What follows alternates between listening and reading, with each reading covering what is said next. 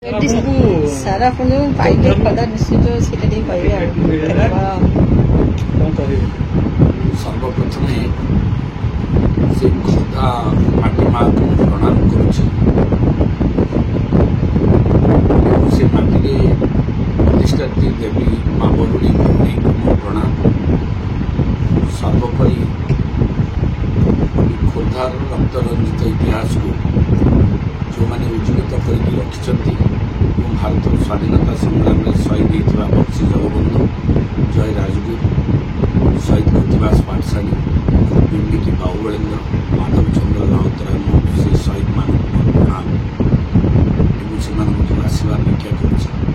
ବିଶେଷ ଭାବରେ ମୁଁ ଖୁସି ଯେ ଖୋର୍ଦ୍ଧା ଭଳି ଏକ ଐତିହାସିକ ସଂଗ୍ରାମୀ ଲଢ଼ୁଆ ପାଇକ ମାଟିରେ ଭାରତୀୟ ଜନତା ପାର୍ଟି ମୋତେ ନିର୍ବାଚନ ଲଢ଼ିବା ଏବଂ ଖୋର୍ଦ୍ଧାବାସୀଙ୍କର ସେବା କରିବାକୁ ସୁଯୋଗ ଦେଇଥିବାରୁ ଯଶସ୍ୱୀ ପ୍ରଧାନମନ୍ତ୍ରୀ ନରେନ୍ଦ୍ର ମୋଦିଜୀ ଏବଂ ଭାରତୀୟ ଜନତା ପାର୍ଟିର କେନ୍ଦ୍ରୀୟ ସଭାପତି ନଡ୍ଡାଜୀ ଏବଂ ଶ୍ରୀଯୁକ୍ତ ଅମିତ ଶାହଜୀ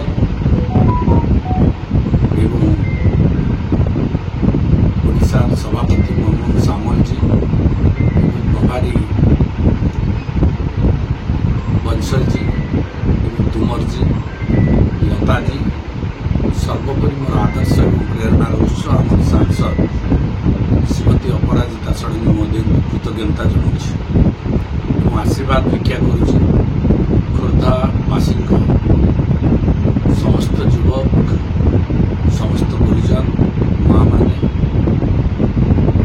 ଏବଂ ସମସ୍ତ ଭାଇ ଭଉଣୀମାନେ ମୋତେ ଆଶୀର୍ବାଦ ଦେବେ ଏବଂ এই ମାଟିର ସେବା କରିବାକୁ ସୁଯୋଗ ଦେବେ।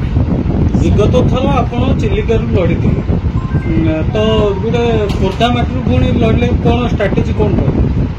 ତ ଏମିତି ବାରମ୍ବାର ଦଳର ମୋତେ ଦାୟିତ୍ୱ ଦିଏ, ସେ କାର୍ଯ୍ୟ କରେ। ଗଣତାନ୍ତ୍ରିକ ବ୍ୟବସ୍ଥାରେ ନିର୍ବାଚନ ଲଢ଼ିବା ଗୋଟେ ପ୍ରକ୍ରିୟା।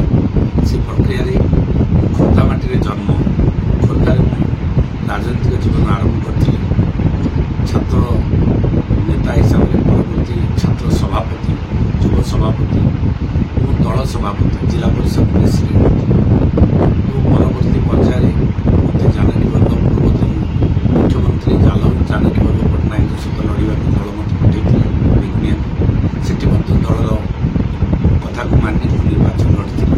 ପରବର୍ତ୍ତୀ ପର୍ଯ୍ୟାୟରେ ଚିଲିକା ନିର୍ବାଚନ ମଣ୍ଡଳୀ, ଏକ ଐତିହାସିକ ନିର୍ବାଚନ ମଣ୍ଡଳୀ ଯେଉଁଠି ଭାରତୀୟ ଜନତା ପାର୍ଟିର ଦୁର୍ଗ ଥିଲା, ସେଠି ଯାଇ ନିର୍ବାଚନ 12 ଦିନ ଭିତରେ ଲଢ଼ିଥିଲା। ଏବେ ଭାରତୀୟ ଜନତା ପାର୍ଟିକୁ ଆସିଲା ପରେ ମୋତେ ମୋର ଦାୟିତ୍ୱ ମିଳିଛି ଖୋର୍ଦ୍ଧା ନିର୍ବାଚନ। ନିଶ୍ଚିତ ଭାବରେ ଦଳର ଯେଉଁ ବିଶ୍ୱାସ ରହିଛି ସେ ବିଶ୍ୱାସକୁ ମୁଁ ଅକ୍ଷୁଣ୍ଣ ରଖିବି। ଦଳର ଶୃଙ୍ଖଳାର ସହିତ ନିଜେ ମାନି ଖୋର୍ଦ୍ଧାବାସୀଙ୍କର ସେବା କରିବି ଏବଂ ଆମର ଯଶସ୍ୱୀ ପ୍ରଧାନମନ୍ତ୍ରୀ ଏବଂ ଆମର ସାଂସଦ ମହୋଦୟଙ୍କର ଯେଉଁ ସ୍ୱପ୍ନ ରହିଛି ଭୁବନେଶ୍ୱର ସାଂସଦ କ୍ଷେତ୍ରର ଉନ୍ନତି କରିବା, ତା ସହିତ ଖୋର୍ଦ୍ଧା ଭୁବନେଶ୍ୱରର ହେଡ଼କ୍ୱାର୍ଟର ଡିଷ୍ଟ୍ରିକ୍ଟ ହେଡ଼କ୍ୱାର୍ଟର ଖୋର୍ଦ୍ଧା। ତଥାପି ଖୋର୍ଦ୍ଧା ନିର୍ବାଚନ ପାଇଁ କ'ଣ କ'ଣ ଯୋଜନା ରଖିଛନ୍ତି? ନିଶ୍ଚିତ ଭାବରେ ଖୋର୍ଦ୍ଧାରେ କିଛି ବିକାଶ ହେଇଛି, କିନ୍ତୁ ଯେଉଁ ଭାବରେ ବିକାଶ ହେବା କଥା ହେଇପାରୁନାହିଁ। ସେ ଗମନାଗମନ ବ୍ୟବସ୍ଥା ହେଉ କି ଡ୍ରେନେଜ ବ୍ୟବସ୍ଥା ହେଉ କି ଟାଉନର ପ୍ରଶସ୍ତିକରଣ ରାସ୍ତାର ବ୍ୟବସ୍ଥା ହେଉ କି ସର୍ବୋପରି ଟାଉନକୁ ସରସ ସୁନ୍ଦର କରିବା, ତାର ଉନ୍ନତିକରଣ ଏବଂ କ୍ରୀଡ଼ା କ୍ଷେତ୍ରରେ ହେଉ କିମ୍ବା କଳା, ସାହିତ୍ୟ, ସଂସ୍କୃତି, ପର୍ଯ୍ୟଟନ କ୍ଷେତ୍ରରେ ବରୁଣେଇ ପୀଠ ଆମର ଐତିହାସିକ ପୀଠ, ସେ ପୀଠର ଉନ୍ନତିକରଣର ବହୁତ ଆବଶ୍ୟକତା ରହିଛି। କାରଣ ଇତିହାସ କୁହେ ବରୁଣେଇ ପାହାଡ଼ ସାକ୍ଷୀ, ତାହାକୁ ପର୍ଯ୍ୟଟନ କ୍ଷେତ୍ର କରାଯାଇଛି ଏବଂ ବଡ଼ ଖୋର୍ଦ୍ଧା ଯେଉଁଟା ଆମର ସ୍ମୃତି, ତାର ଉନ୍ନତି ମଧ୍ୟ ଆବଶ୍ୟକତା ଅଛି। ଆଜି କେନ୍ଦ୍ର ସରକାର, ରାଜ୍ୟ ସରକାର ସହଯୋଗ ଦେଇଛନ୍ତି, କିନ୍ତୁ ବାସ୍ତବ ତାର ଉପାୟ ନେଇପାରିନାହିଁ। 200 କୋଟି ଟଙ୍କା ଦିଆଯାଇଥିଲା ଏବଂ 10 ଏକର ଜାଗା, କିନ୍ତୁ ଏପର୍ଯ୍ୟନ୍ତ କାର୍ଯ୍ୟକାରୀ ହେଇପାରିଲା ନାହିଁ। ତାର ଆବଶ୍ୟକତା ଅଛି ପିଲାମାନଙ୍କ ଖେଳ ପାଇଁ ଏବଂ ପାଇକ ମାନଙ୍କର ସ୍ମୃତି ରକ୍ଷା ପାଇଁ ପାଇକ ଏକାଡେମୀ ଏବଂ ପାଇକ ରେଜିମେଣ୍ଟ ଏଇଟା ଗୋଟେ ବହୁତ ଦିନର ଦାବି ଆମ ପାଇକ ମାନଙ୍କର, ସେଇଟା ମଧ୍ୟ ହେଇନି, ତାକୁ ମଧ୍ୟ କାର୍ଯ୍ୟକାରୀ କରିବା।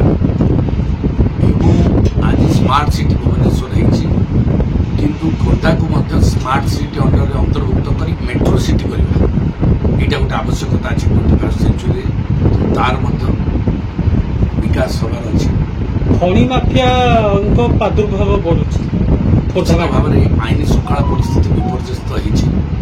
ସେଠି ବି ଖଣି ମାଫିଆ ମାନଙ୍କର ଆତ୍ମଦାନ ହେଇଛି ମଧ୍ୟ, ଏବଂ ତା ପ୍ରତିବାଦରେ ବହୁତ ଅପରାଧିକ କାର୍ଯ୍ୟକଳାପ ମଧ୍ୟ ବଢ଼ିଛି ଖୋର୍ଦ୍ଧା ସହରରେ। ଆପଣ ଜାଣିଥିବେ ବ୍ରାଉନ୍ ସୁଗାରରେ ବହୁ କେସ୍ରେ ଧରା ପଡ଼ୁଛନ୍ତି ଖୋର୍ଦ୍ଧା ଲୋକ, ଏବଂ ବିଭିନ୍ନ ପ୍ରକାର ନିଶା ଦ୍ରବ୍ୟର ପ୍ରସାର ହେଇଛି, ତାକୁ ମଧ୍ୟ ଶୃଙ୍ଖଳା ବ୍ୟବସ୍ଥାକୁ ଆଣିବାକୁ ପଡ଼ିବ। ତା ସହିତ ଗ୍ରାମାଞ୍ଚଳର ଯେଉଁ ବିକାଶ, ଆଜି ଗ୍ରାମାଞ୍ଚଳର ଭିତ୍ତିଭୂମିର ବିକାଶ ଏବଂ ଅର୍ଥନୈତିକ ବିକାଶ ଏବଂ ସାମାଜିକ ସ୍ଥିତି, କଳା ସାହିତ୍ୟ ସଂସ୍କୃତିର ଯେଉଁ ପରମ୍ପରା ଆମର ରହିଛି, ଓଡ଼ିଆ ପରମ୍ପରାର, ତାର ମଧ୍ୟ ଆବଶ୍ୟକତା ରହିଛି।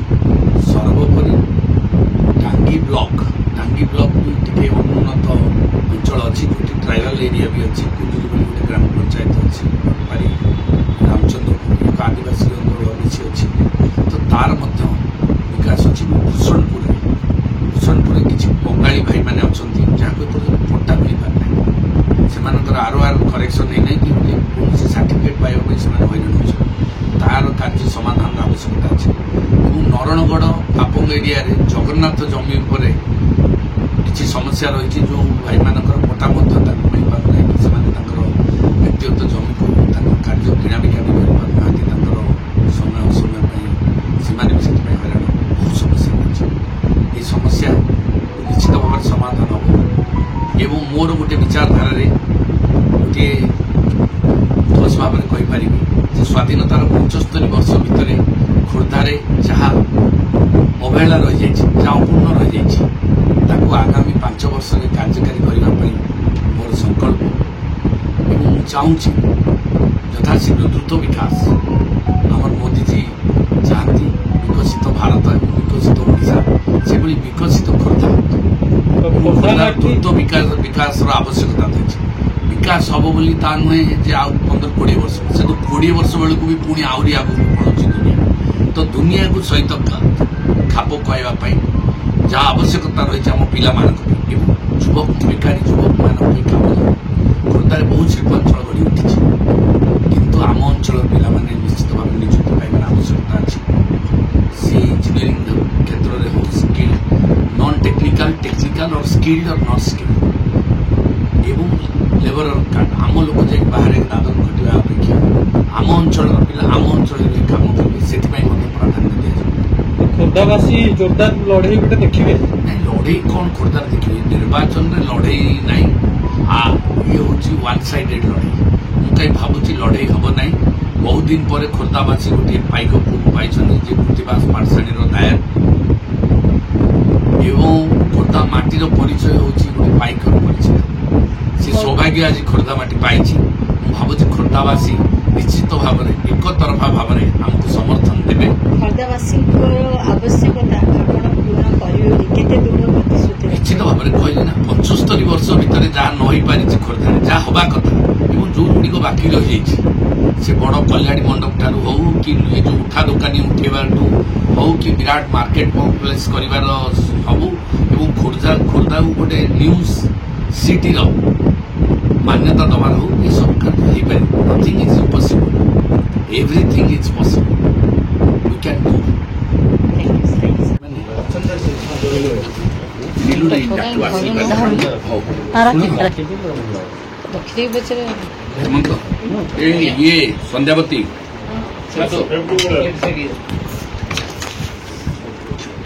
ଏଇଠି ବସ।